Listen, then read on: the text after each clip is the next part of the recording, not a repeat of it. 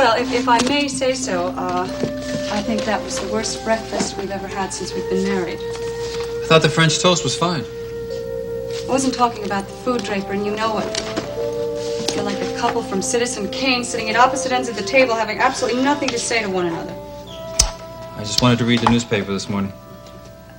And you completely ignored any attempt I made at conversation. I wasn't in a very talkative mood.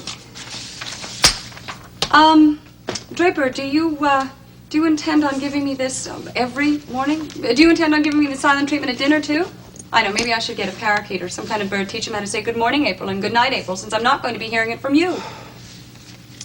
April, you're being ridiculous. Draper, we are husband and wife, and communication is very important in a marriage. I have nothing to say. But just because you don't feel like talking doesn't mean there isn't anything on your mind. You know what's on my mind. Well?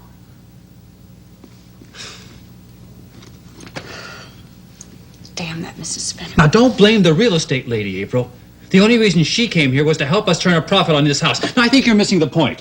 If you and Margo hadn't lied to me about this, none of it would have happened. Draper, and I told you Margo was just trying to be generous. There is no crime in that. I always had trouble believing this place cost $65,000. When Mrs. Fenner offered me $125,000, I knew something was wrong. Draper, Margo was only trying to help us. We both have the pleasure of living in this house. This is not my home. With what the bank owns and with what Margo put into it, my contribution is completely insignificant. Oh, Draper, I'm really sorry you feel that way. Because this is our home. Damn Brooks.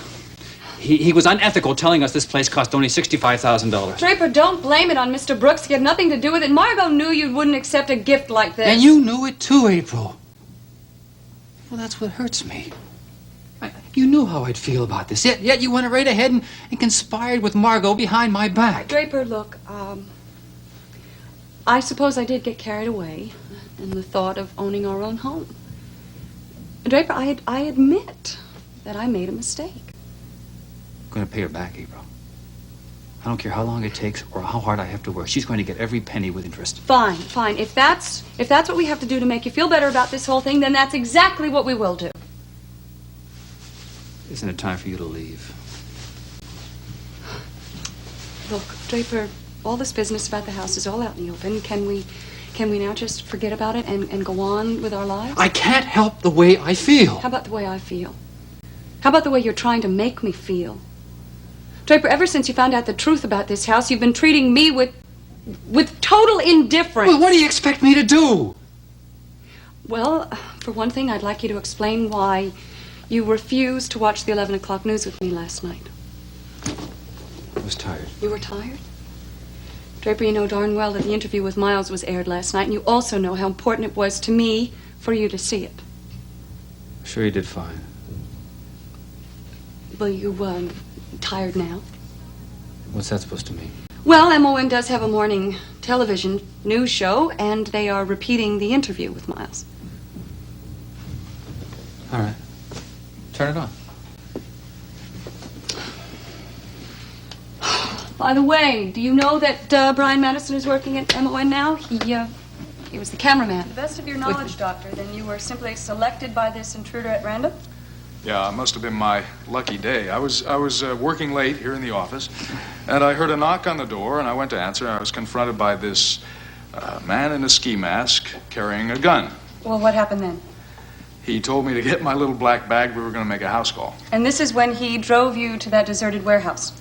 Yes, and when we got there, it became apparent why he had to get a doctor the way he did. There was a young woman there with a very severe bullet wound, and taking her to a hospital would have attracted the police. Did this masked person at any time identify himself to you? Not until the wounded woman gave him away. He's the man they call Tobias.